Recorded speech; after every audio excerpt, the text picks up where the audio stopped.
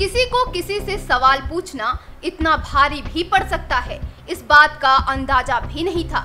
जी हाँ, बता दें कि नवीन कुमार जिंदल ने उनके नबी के शान में गुस्ताखी करते हुए एक सवाल क्या पूछ लिया। भारत के राजनीतिक दलों के लोगों से लेकर पूरी दुनिया के मुसलमान आग बबूला हो गए। जगह जगह सड़कों पर प्रदर्शन होने लगे।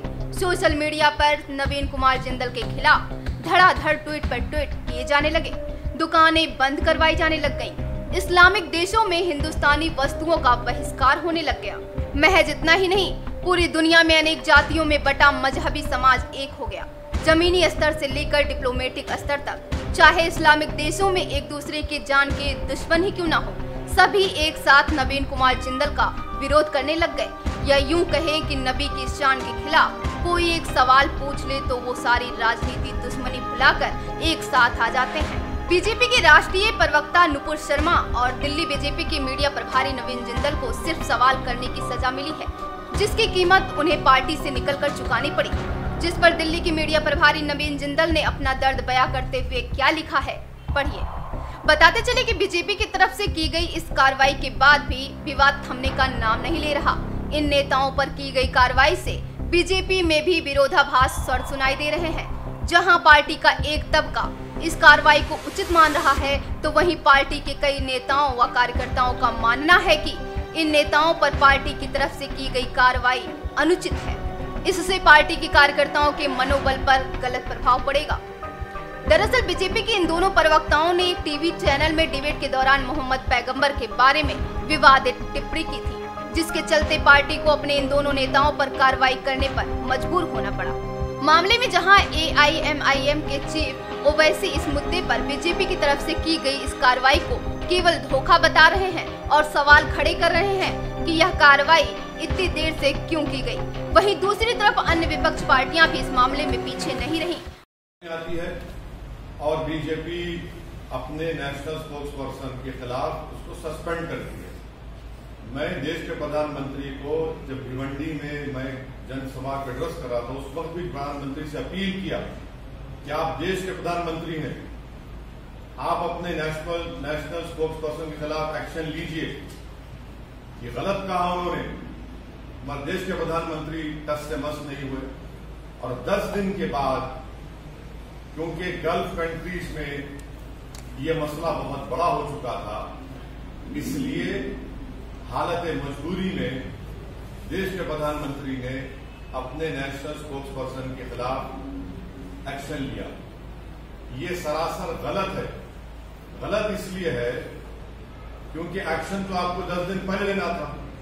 जब मैं बहैसियत एक भारत के इंडियन सिटीजन के, मेरा मजहब मुसलमान, मैं मुसलमान हूं, हम आपसे अपील कर रहे हैं, डिमांड कर रहे हैं कि आप एक्शन लीजिए। आप एक्शन नहीं लेते। आप क्यों एक्शन नहीं लिया, आप बताइए देश के प्रधानमंत्री।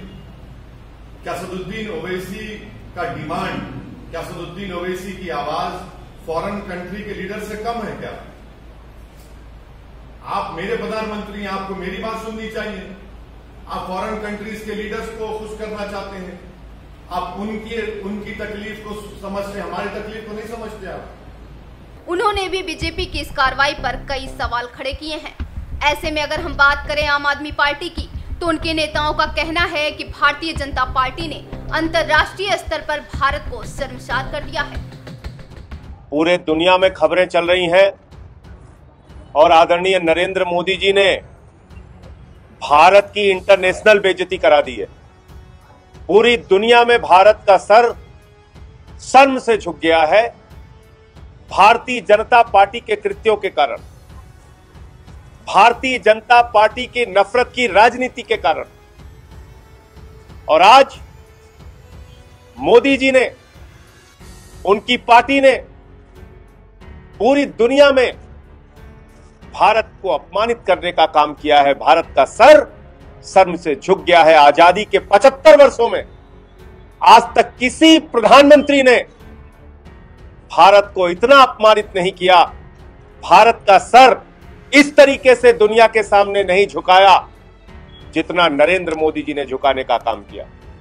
वहीं इसी बीच नवीन जिंदल ने लगातार मिल रही धमकियों से तंग आकर दिल्ली पुलिस को ट्वीट कर अपने परिवार की सुरक्षा की मांग की है। पिछले कुछ दिनों से मेरे और मेरे परिवार को मारने की धमकियां, उनका बलात्कार करने के बाद मेरे बेटे को, बिटिया को, पत्नी के सोशल मीडिया अकाउंट्स को उन्होंने पता करके उस पर डायरेक्ट थ्रेट कर रहे हैं, मुझको थ्रेट कर रहे हैं,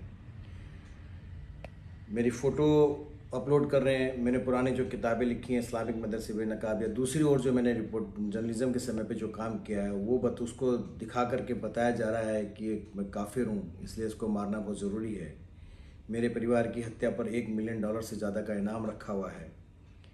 और उससे बड़ी घटना एक दूसरी अभी हुई है कि अभी मैं डॉक्टर को दिखाने के लिए 11:30-11:40 के बीच में निकला था घर से।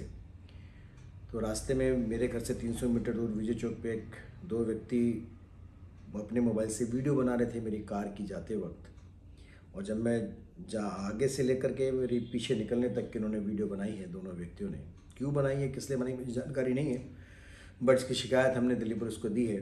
और दिल्ली पुलिस आयुक्त से भी निवेदन है कि संज्ञान लें और मेरे परिवार की सुरक्षा को सुनिश्चित करें। अब ऐसे में देखना ये होगा कि यह विवाद आगे चलकर क्या नया मोड़ लेगा।